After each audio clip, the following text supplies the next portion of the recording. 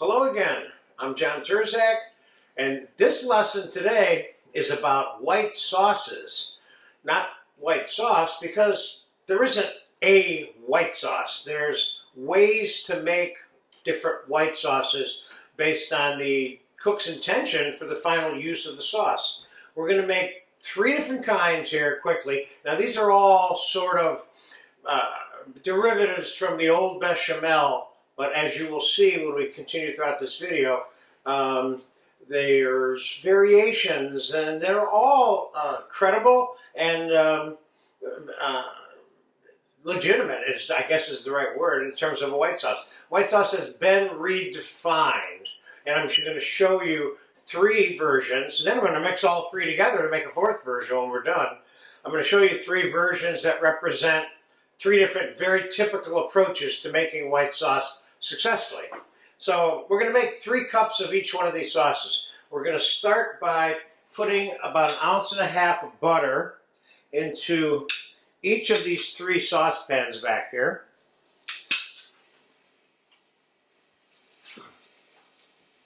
And traditionally, white sauce has cooked onions and some combination of dairy, which includes milk and or cream or light cream. So the first one we're going to make is going to be closer to the original Béchamel, which is onions. So we're going to put about 1.5 cups of onions in here with a little bit of thyme. We're going to saute that a little bit, but we're not going to brown any of these added items that are going into the white sauce, okay? And then, well, let's get all the onions cooking in all of them. So then we have another one that we're going to thicken with cornstarch. We're going to put about 1.5 cups of onions in there with a little bit of the dried leaf thyme also. Turn these down a little bit before I don't do what I'm telling you not to do. And the third one, well, the first one we're going to thicken with flour. Excuse me, I didn't mention that. The second one, we're going to thicken with some cornstarch. And the third one, we're going to thicken by natural reduction. Now, typically, when white sauces are made, mirepoix is not added to them. In this case, for one of them, I'm going to add some mirepoix. So let's get some celery, carrots, and onions, about 1.5 cups of that mixture into this saucepan.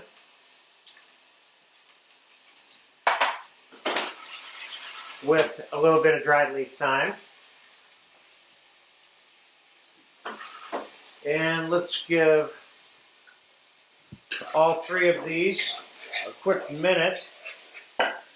Now, very unconventional to add any garlic to the making of a white sauce, but just for fun, I'm going to show you that you can do it, because one of the purposes of me showing you how to make this in various ways is to both further your education about white sauce, but also to inspire you to kind of make the variation that you want. Like, I could be putting other fresh herbs in here.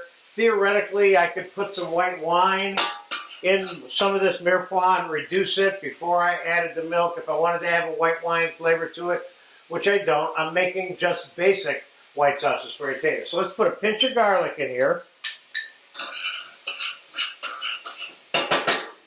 I put like a tablespoon of garlic in there.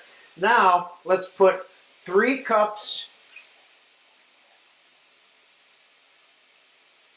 of whole milk. Now, this is the one here that these are all kind of cooking away kind of nicely back here without browning. Now, this one here I just added the garlic to, that we're going to use as the one that has no thickening agent whatsoever. I'm going to start by adding 3 cups of heavy cream to.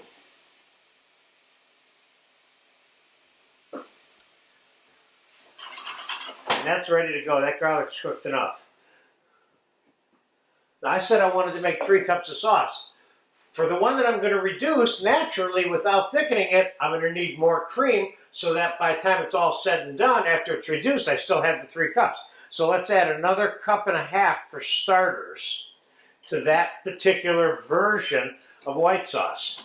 So that one we're going to let simmer, and be careful that it doesn't boil over right on this camera, which they have a tendency to do if you're not careful. Now this one we're going to use as the more original, traditional version.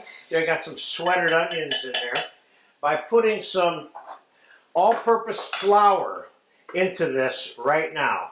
I'm going to put a couple of tablespoons of flour in there, and we're going to mix that in.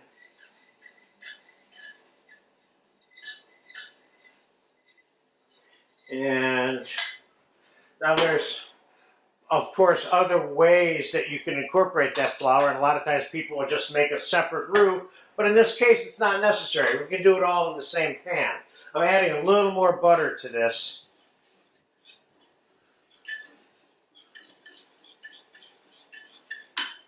Okay, so this one we're going to use straight milk. Now let's add our 3 cups of milk to this one. We have to be very careful with that saucepan so it doesn't boil over on us, or that we don't spill it. Okay, so that's white sauce number 2 started. And finally, the one back here, which I'm going to thicken with cornstarch, we're going to use half cream and half milk. So let's go 1 cup of milk. Oh, let's go two parts cream and 1 part milk. How's that? Since that's how much milk I happen to have out on the table right now. And that one we're going to thicken with cornstarch.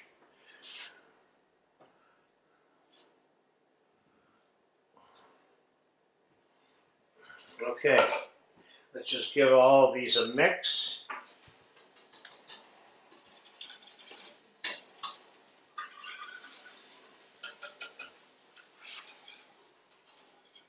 And we'll take a quick break, and I'll come back. When they come up to the simmer, we'll monitor them a little bit, and I'll tell you about a couple of additions that we're going to make and show you those additions when I come back in a few minutes when they come up to a simmer. Okay, these 3 white sauces have been simmering for about 15 minutes, okay? So let's go down to the original version that's closest to the bechamel, which is right here. Now, oftentimes, throughout history, when this sauce was made, ground veal or ground turkey or ground chicken would be added to the diced onions and cooked prior to the milk being added. What I'm going to do with this one is I'm going to add, 3 or 4 1/4 cup of reduced white veal stock, which you do have a video for. I could put reduced chicken in here, reduced chicken stock as an additional flavor, but I'm not done. That's thick, but I'm not. But this is thickening up very nicely. Now this one, which is the 1 cup of milk and the 2 cups of cream, let's get a little skimming in on this one, get some of this stuff off. This is the one that we're going to thicken up with the cornstarch, and I have some slurry right here, and we're going to get that part done with this right now.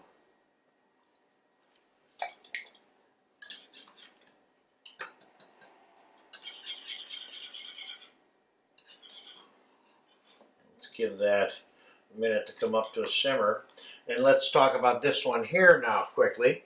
This one, which is the all cream and will be thickened naturally by the reducing of the cream, takes the longest to cook because it has to reduce the longest.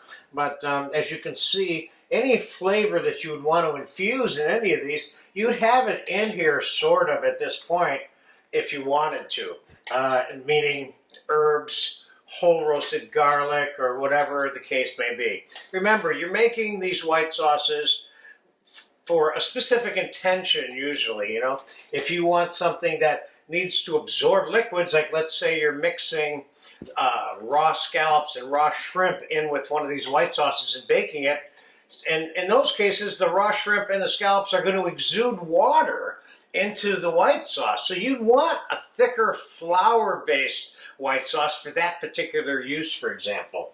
So what we're going to do is, let's just see how this cornstarch thing is doing. And it could take a little bit more.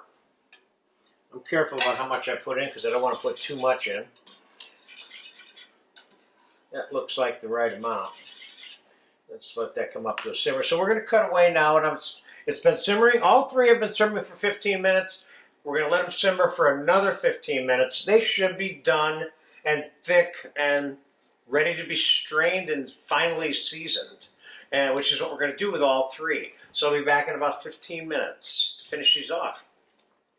Okay, that final 15 minutes of simmering / reducing for all three white sauces has expired. And now we're going to finish each one of these sauces one at a time. We're going to start with the one that's closest to the original Béchamel recipe, which is a little bit of veal and onions thickened with flour and milk. And we're going to season this with the very traditional seasonings that this sauce is normally seasoned with, which is salt, fresh ground white pepper, and ground nutmeg, either fresh or pre-ground. Either way, it doesn't matter. And let's mix that in. Let's give that a taste. The sauce needs a pinch more salt, a pinch more nutmeg.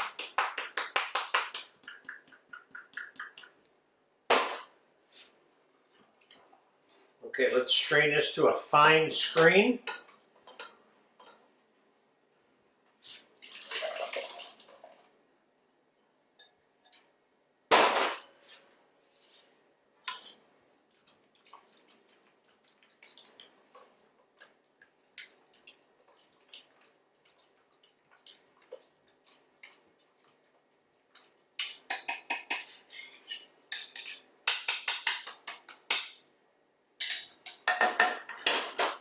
Okay, so here we go. Here we have the finished, most traditional white sauce of all.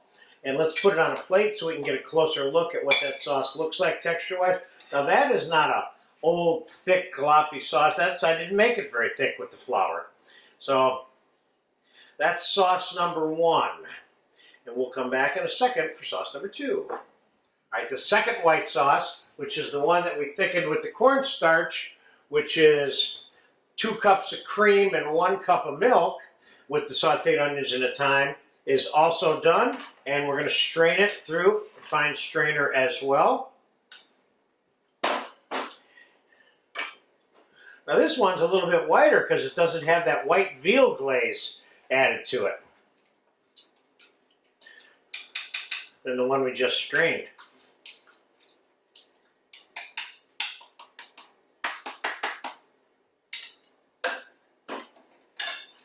Okay, let's give this one a taste, and we'll give it a little seasoning. We can season it before we strain it, after we strain it, both, whatever. I like this one too. Keeping in mind, this is a base sauce.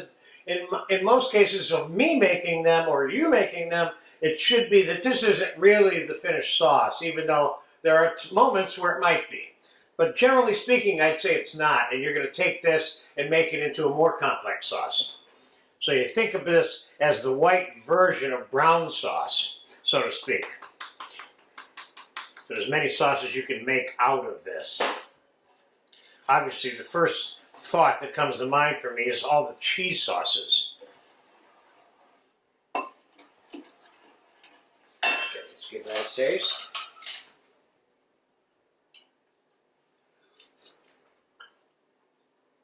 This is good just the way it is. Doesn't need anything else added. And let's put some of this on a plate. Now you'll notice that this one you can see the nutmeg and the white pepper in it. And you can also see the texture of this is almost the same as the one with the flour. This might even have come off a little bit thicker than the one with the flour. But let's keep in mind something. Anytime you want, at this stage right here, let's say you think, well, this is too thick, or if it's too thick, obviously here, look, I just pour a little cream into it, and I get it back to the texture that I want, which is a little bit thinner. I want to get it closer to the other one. I'm not into big, thick sauces, especially white versions. See, so now that's a little bit softer because I added some more cream to it.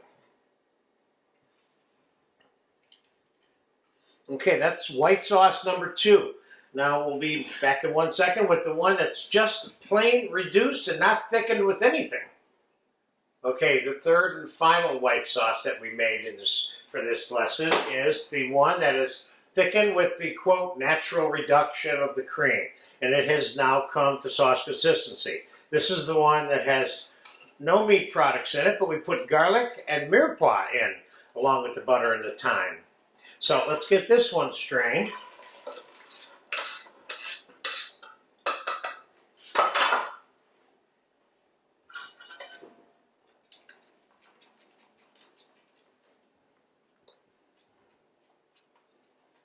This one looks good. This would be the richest one of the 3 because it's all cream and it's reduced. In some ways, it's the easiest one to make of the 3. Let's get the same seasoning that I'm using in all 3 of these today, which is ground nutmeg,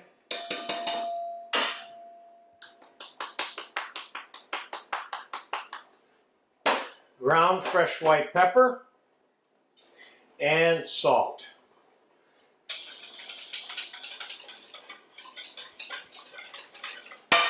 Now let's give that one a taste.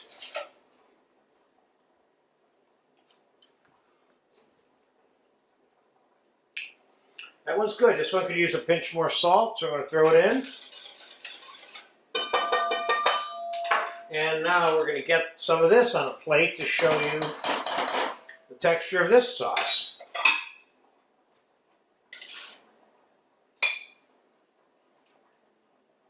This one, in some ways, has what I would consider to be the best texture if I was just going to use it as a sauce and put it on a plate.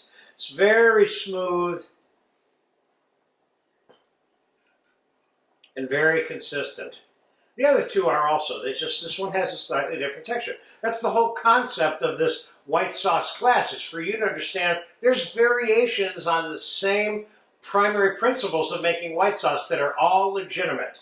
Now, just for fun, which we're going to do is we're going to mix all 3 of these white sauces together because we can. If I'm telling you you could make this any variety of ways, I could certainly take all the varieties that we're making and mix them together for another white sauce, if you want to call it another white sauce. Then I will just use this for whatever white sauce use I have in the future, which are all based on lessons for you. Now let's give that a mix. Let's taste that real quick, just for fun.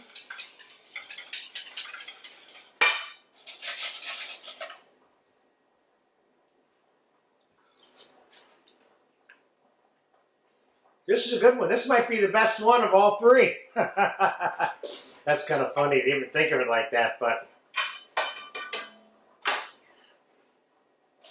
All right, a final look and a final texture. And there's your good basic white sauce texture. Can I make it thinner? Just add some cream to it or some milk. I tend to add cream to it because I like cream more, you know? All right, there you go. One lesson for how to go about your approach to making white sauce. And it's more important what your approach is and understanding what your the fluid variables that you have at your disposal when you approach this project, rather than thinking that there's a specific way that you're supposed to make this sauce. Even with brown sauce, there's slight variations that all fall within the same range of good principles, which is what I'm showing you today with this. Practice this when you need it. Enjoy it.